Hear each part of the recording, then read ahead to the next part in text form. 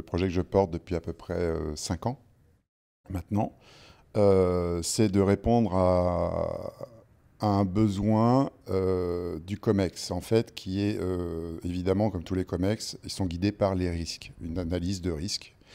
Et on a le carré des risques et le risque du phishing, donc de l'attaque par phishing, se trouve totalement en haut à droite de ce carré. Donc, la raison pour laquelle la mission nous a été donnée donc à la sûreté globale, c'est de pouvoir faire en sorte que le changement de comportement de nos utilisateurs puisse être quantifié. Et la seule façon, pour le moment en tout cas, c'est de pouvoir déterminer la réaction des gens au regard d'un email de phishing et en ayant en tête que nous souhaitons que toutes ces personnes utilisent, alors il a évolué au fil des ans, un bouton qui s'appelle Report Button. Voilà, tout simplement. C'est ça la mission et l'objectif à atteindre. Alors, je dirais qu'au début, c'était du bricolage. J'avais monté un serveur au sein de l'entreprise et avec une sortie externe qui permettait... alors, on est toujours parti du principe qu'on souhaitait que les emails arrivent de l'extérieur. Ça, c'est très important. Au début, j'en ai fait 5000 dans à peu près une trentaine de pays. Et aujourd'hui, 5 ans plus tard, j'ai à peu près 80 pays, 24 langues pour chaque email est traduit.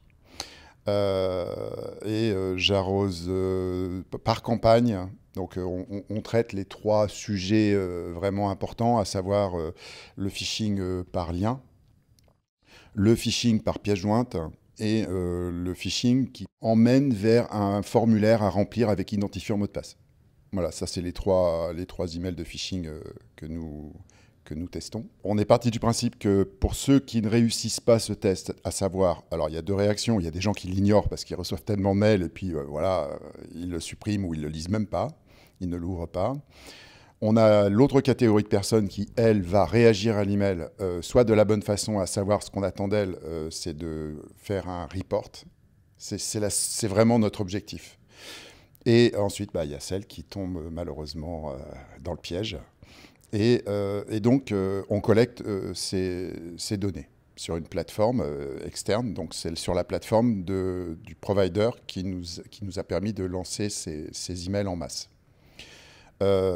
Ces résultats sont analysés, évidemment. Et pour toute personne qui est tombée dans le piège, qui n'a pas fait le report, il y a une formation très courte, de 5 à 6 minutes, qui reprend le thème de ce qu'ils ont vécu, à savoir le lien dangereux. Et c'est un training de 5 à 7 minutes, obligatoire, qui est lui aussi donc validé. Et on trace cela, mais sur notre plateforme interne cette fois. Et donc on envoie, quand je dis on, c'est le partenaire et moi, parce que voilà, je suis avec un apprenti que je forme justement à cela.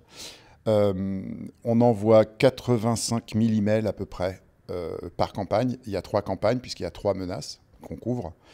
Et la grande nouveauté cette année, c'est que j'ai pu mettre en place en fait une répartition totalement aléatoire de 2 emails dans la langue toujours, mais qui arrivent de façon, alors pas en même temps, c'est pas le même email, etc. Et les gens, en fait, s'ils sont sur le même plateau, comme il y a beaucoup d'open space aujourd'hui, ils vont recevoir un email de phishing, mais le voisin d'à côté, modulo tout ce qui peut être scientifiquement déterminé, recevra pas le même et ils vont pouvoir discuter. Parce que notre but, c'est quoi à la fin? C'est que d'une part, les gens se rendent compte que c'est un email de phishing. Ça, ce serait déjà un grand pas. Et ensuite, on souhaite que les gens sachent qu'ils peuvent protéger l'entreprise et ils doivent protéger l'entreprise par l'usage d'un bouton. C'est simple. Donc, on a fait également de la communication sur ce bouton parce qu'il y a tout l'accompagnement communication. Ça, c'est super important. La communication avant la campagne de phishing pour dire, voilà, les campagnes de phishing reprennent, soyez attentifs.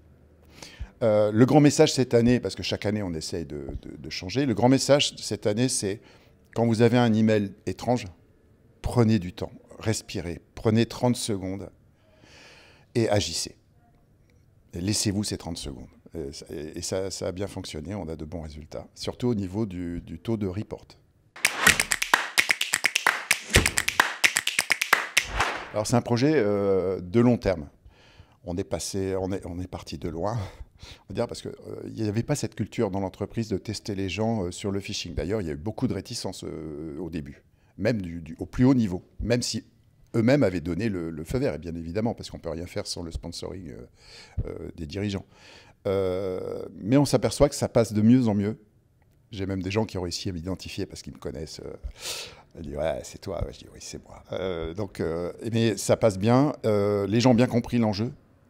Est-ce qu'on le rappelle à chaque fois par la communication?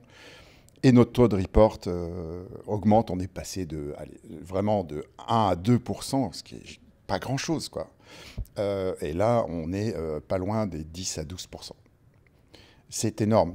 Au regard d'une entreprise comme la nôtre, de 100 000 personnes, c'est énorme. Alors, vous pourrez dire, il y a un gap entre 100 000 personnes et 85 000 personnes. On ne teste évidemment que ceux qui ont accès à un ordinateur ou un device, tablette ou téléphone d'entreprise. Voilà, c'est pour ça qu'il y a ce gap. On a ce tri qui est fait pour cibler cette population qui est à même de recevoir ce type d'email. Alors, je suis en contact avec beaucoup de gens du métier. Alors souvent, c'est bizarrement placé. Alors ça peut être la DSI, ça peut être la cyber, ça peut être plein de choses. Nous, c'est au niveau de la sûreté. Puisque en fait, il y a énormément de pédagogie. Énormément. Et d'analyse comportementale. Alors, rien d'extraordinaire, c'est juste quand on cible une population, culturellement, il faut s'y intéresser. C'est-à-dire que le contenu de l'email est quasiment identique, mais je ne vais pas envoyer le même type d'email en Asie que je vais envoyer aux États-Unis ou en Europe. Mais en même temps, dans certains pays d'Europe, je vais varier un peu. Donc là, c'est le grand travail en amont, en fait, je suis seul, certes, avec mon apprenti. On prépare les emails en français et en anglais.